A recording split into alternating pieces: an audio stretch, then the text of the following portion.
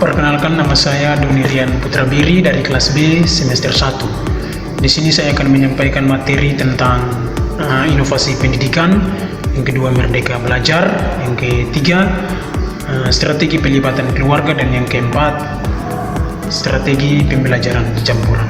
Selamat menyaksikan. Materi yang pertama, kita akan membahas mengenai inovasi pendidikan. Yang pertama, pengertian inovasi pendidikan. Inovasi pendidikan adalah suatu ide, barang atau metode yang digunakan untuk mencapai tujuan pendidikan atau untuk memecahkan masalah pendidikan, yang dimana pendidikan adalah suatu sistem yang mencakup hal-hal yang berhubungan dengan komponen sistem pendidikan, baik sistem dalam arti sekolah, perguruan tinggi, atau lembaga pendidikan yang lain. Sedangkan inovasi pendidikan adalah suatu pembaruan dalam pendidikan, baik menyangkut ide, praktek, metode, atau objek, dan secara kualitatif berbeda dari hal-hal yang ada sebelumnya.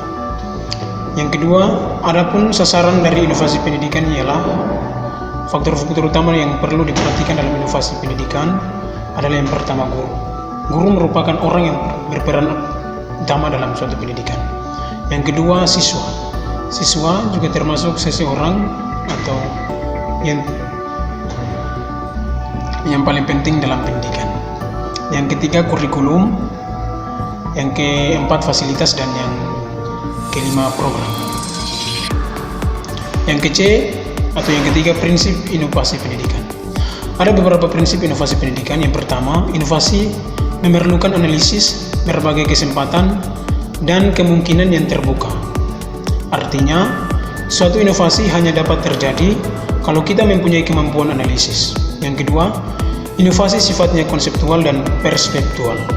Artinya, yang bermula dari suatu keinginan untuk menciptakan sesuatu yang baru yang dapat diterima masyarakat. Yang ketiga, inovasi harus dimulai dengan yang kecil. Tidak semua inovasi dimulai dengan ide-ide yang sangat besar, yang tidak terjangkau oleh kehidupan nyata manusia. Yang keempat, inovasi diarahkan kepada kepemimpinan atau kepeloporan. Inovasi selalu diarahkan menjadi suatu pelopor dari suatu perubahan yang diperlukan. Apabila tidak demikian, maka intensi suatu inovasi kurang jelas dan tidak memperoleh apresiasi dalam masyarakat. Materi kedua yang kita bahas dalam kesempatan video kali ini yaitu Merdeka Belajar. Pengertian Merdeka Belajar berbasis kompetensi. Merdeka Belajar merupakan kebebasan dalam menentukan cara berperilaku, berproses, berpikir, berlaku kreatif guna pengembangan diri setiap individu dengan menentukan nasib diri sendiri. Merdeka Belajar juga dapat dimaknai pemberian ruang yang lebih terhadap siswa dengan adanya kesempatan belajar secara nyaman, tenang, dan bebas. Sedangkan kompetensi adalah kemampuan peserta didik untuk melakukan sesuatu dengan baik. Misalnya, mampu melakukan tugas atau pekerjaan secara efektif. Kompetensi juga mencakup pengetahuan dan keterampilan yang dibutuhkan untuk menyelesaikan soal, atau bahkan keterampilan yang jauh lebih besar dan lebih beragam, seperti menyelesaikan permasalahan yang dihadapi dalam kehidupan bermasyarakat. B. 4 pokok program Merdeka Belajar. Yang pertama, ujian berstandar nasional atau SBN. Ujian ini dilakukan untuk menilai kompetensi siswa dalam tes tulis atau bentuk penilaian lainnya. Yang kedua, ujian nasional atau UN. Penyelenggaraan UN yang selama ini terjadi akan diubah menjadi asesmen kompetensi minimum dan survei karakter yang terdiri dari kemampuan bernalar menggunakan bahasa atau literasi. Yang ketiga, rencana pelaksanaan pembelajaran atau RPP. Format penyusunan RPP di mana para guru secara bebas dapat memilih, membuat, menggunakan, dan mengembangkan format RPP. Yang keempat, peraturan penerimaan peserta didik baru atau PPDB dengan sistem zonasi. Penerimaan PPDB sistem zonasi bertujuan untuk mengakomodasi ketimpangan akses dan kualitas di berbagai daerah. 3. Strategi pelibatan keluarga. A. Strategi pelibatan keluarga di satuan pendidikan. Keterlibatan keluarga mempromosikan kesiapan sekolah, pertumbuhan sosial emosional, sikap positif terhadap sekolah, dan keberhasilan akademis. Keterlibatan keluarga berarti lebih dari kehadiran dan partisipasi dalam kegiatan sekolah. Dan juga strategi pelibatan keluarga di satuan pendidikan diadakan untuk memudahkan hubungan antara keluarga dan satuan pendidikan. Yang pertama, penyediaan akses bagi orang tua dan keluarga. Penyediaan akses bagi orang tua dan keluarga akan dilaksanakan dengan dua kegiatan, yaitu A. Merancang kurikulum pelibatan orang tua dan keluarga dalam proses pendidikan. Yang kedua, home visiting strategi. Diartikan sebagai strategi berkunjung ke rumah siswa. Strategi ini dilaksanakan dengan mengidentifikasikan orang tua atau siswa yang partisipasinya rendah.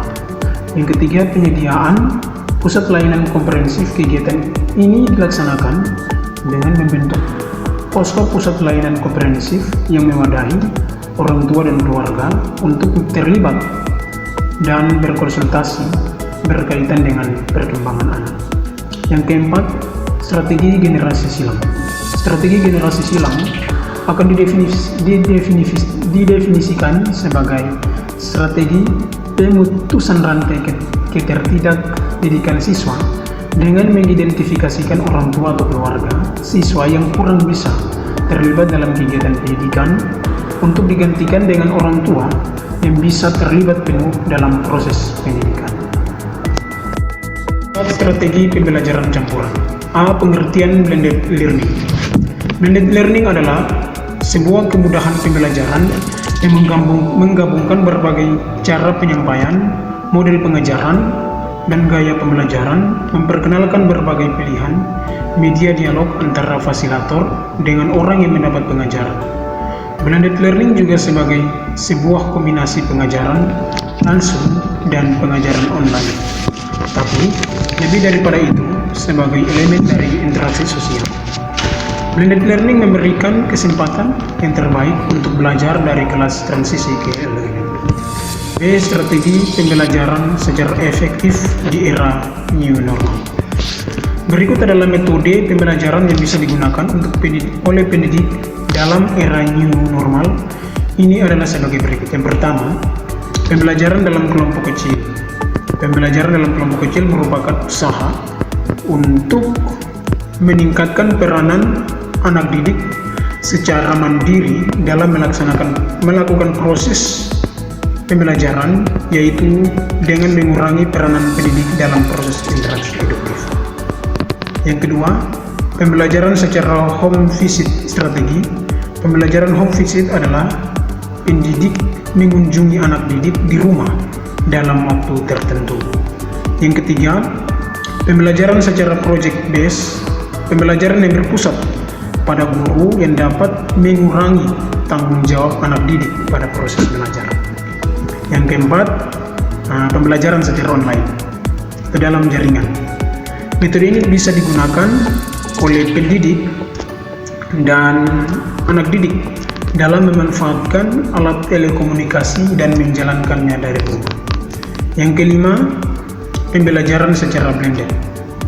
Kemajuan teknologi memberikan dampak perubahan pada proses pembelajaran. Dalam hal ini, metode pembelajaran yang dilaksanakan secara klasikal atau tatap muka secara langsung dapat dilakukan dengan online.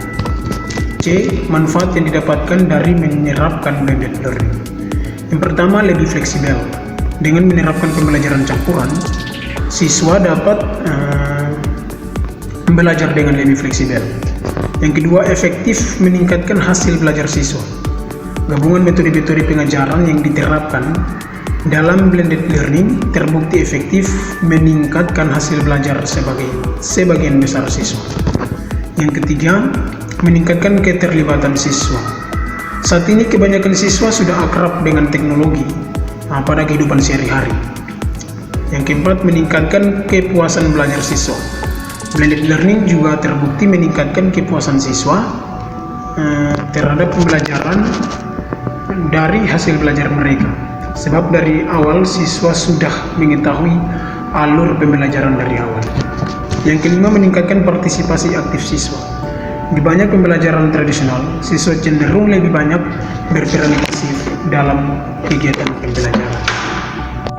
Inilah hasil pembelajaran video materi saya kali ini. Sekian dan terima kasih. Shalom.